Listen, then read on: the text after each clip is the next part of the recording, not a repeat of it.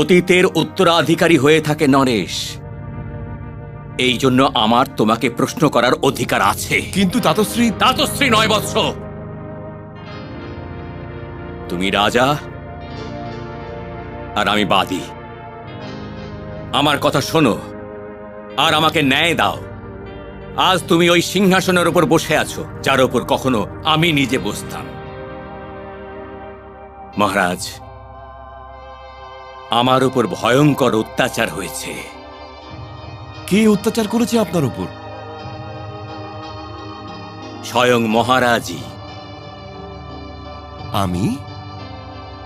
তুমি কেমন রাজা যে তুমি ওই জীবন মূল্যে সুরক্ষা করা তো বহুদূর, ওদের অপমান করে চলেছ, টেনে নিয়ে চলেছ ওদের নিজের উচ্চাকাঙ্ক্ষার চোরাবালির মধ্যে। তুমি আমার আর আমার নিজের এই ঐতিহ্যকে অপমান করেছ।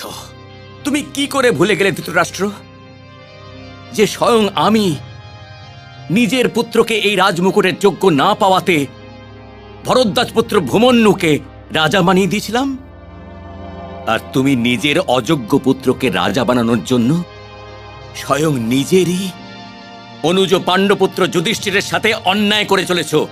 আর এমন করতে লজ্জা করছে না তোমার?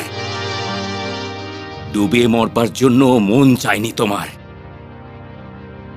হস্তিনাপুর নরেশ, আমার অভিযোগ শোনো, আর যদি পারো তবে আমার সাথে ন্যায় করো। মহারাজ, আমার এক বংশজ আমার আর আমার সিংহাসনকে অপমান করেছেন, নিজের ঐতিহ্যকে হত্যা করেছেন। উনি নিজের পুত্র মোহতে পড়ে গিয়ে দেশপ্রেম আর রাজনীতির মর্যাদাকে ভঙ্গ করেছেন। উনি নিজের অনুজ পাণ্ডুপুত্রের সাথে কপট করেছেন।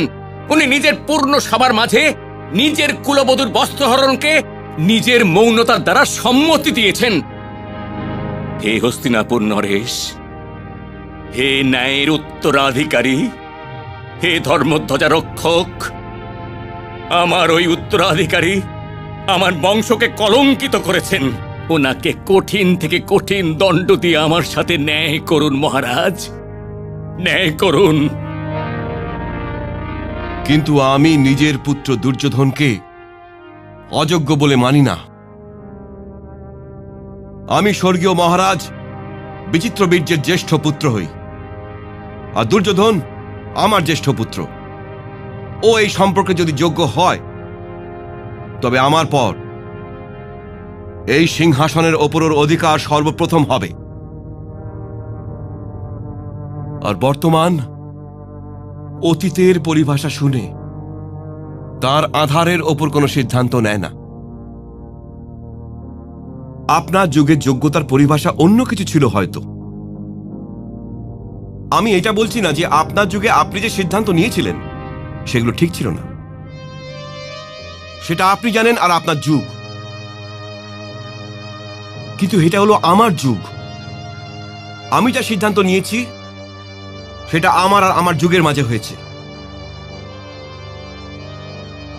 এই জন্য আমি আপনার কাছে ক্ষমা চেয়ে নিচ্ছি। আমি আপনার সামনে উত্তরদায়ী নই। আবার যদি হইও তবে এটা বলে দিন যে আপনি এই দুঃখী, এই পরিবার, এই উপলব্ধি নিয়ে আপনার বংশজ স্বর্গীয় শান্তনুর কাছে কেন গেলেন না, যিনি স্ত্রীর মোহতে পড়ে নিজের পুত্র দেবব্রতর সকল অধিকার ছিনিয়ে নিয়ে নিজের ওই পুত্রকে দিয়ে দিয়েছিলেন, যার তখনও জন্মও নিশ্চিত ছিল না। মিথ্যে বলো না ধৃতরাষ্ট্র, মিথ্যে বলো না।